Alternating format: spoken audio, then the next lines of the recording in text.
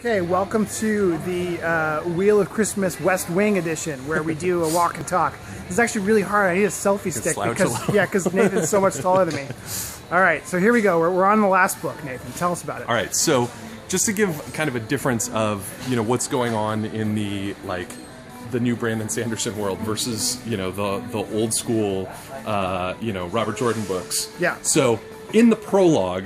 All the armies of good and evil gather to fight against one another. Okay. Damodred, the Forsaken, sends armies in a raid against Camlin, totally sacks the city, kills everyone, but Talmanis and the Band of the Red Hand are able to escape with cannons that have just kind of shown, now there are cannons in this book. Okay. And they manage to save the cannons and, the Queen and a couple important people. So this is the get prologue, out of the city. though. That's the prologue. And also, these guys in the Black Tower, as you pointed out, it's now revealed truly and fully to everyone they are evil, and the head of the Black Tower, Mazrim Taim, now is welcomed as the first new Forsaken. And for some reason, that's a surprise. Yeah, for everyone's reason, "Oh, Black Tower, evil, what?" Yeah, exactly.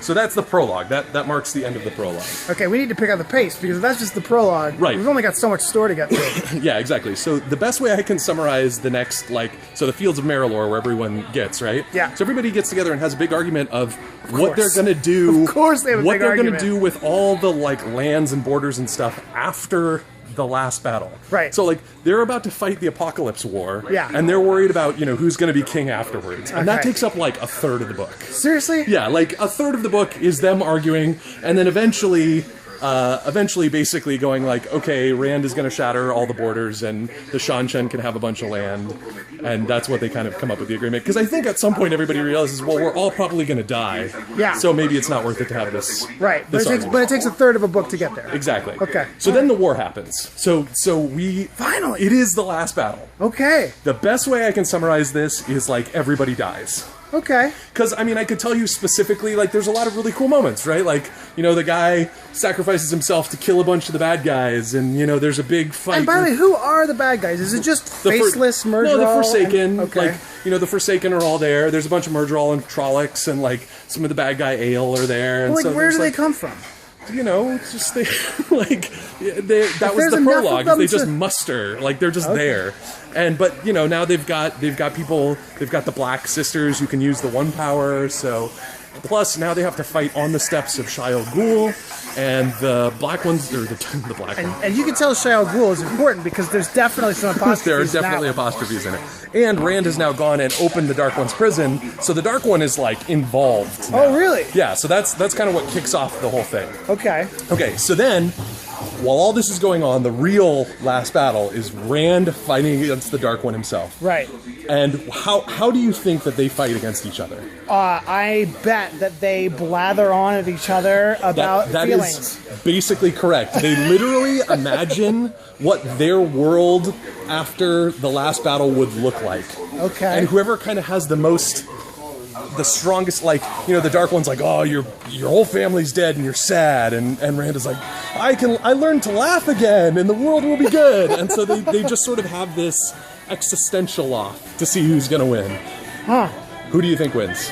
I'm gonna go with the Dark Lord.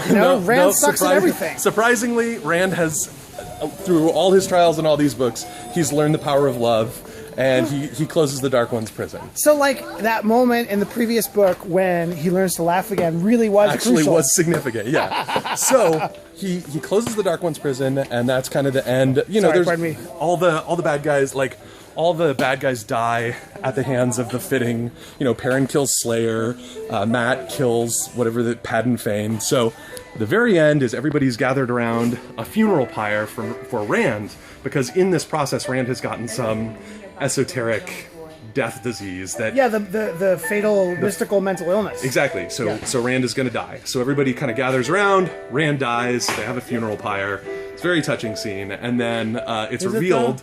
It is, but then it's revealed that sometime in this last battle, there was another Forsaken there, and Rand psyche swapped with him. So now he's in this other guy's body, and the body that dies was just a Forsaken soul that died. And Rand sort of wanders off on a horse into the sunset. The end.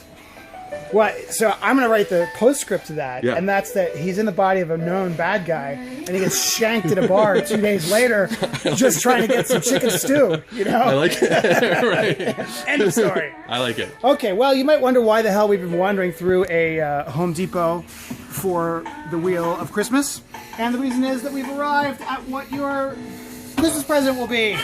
Ta-da! Yes, it's all, you know what it costs. But anyway, yes, it's a beautiful table saw. It's made by DeWalt, who made also your other tools. So I assume they're a reputable company. It's probably made in China by the same people that make everybody else, but whatever. It's got a different name on it.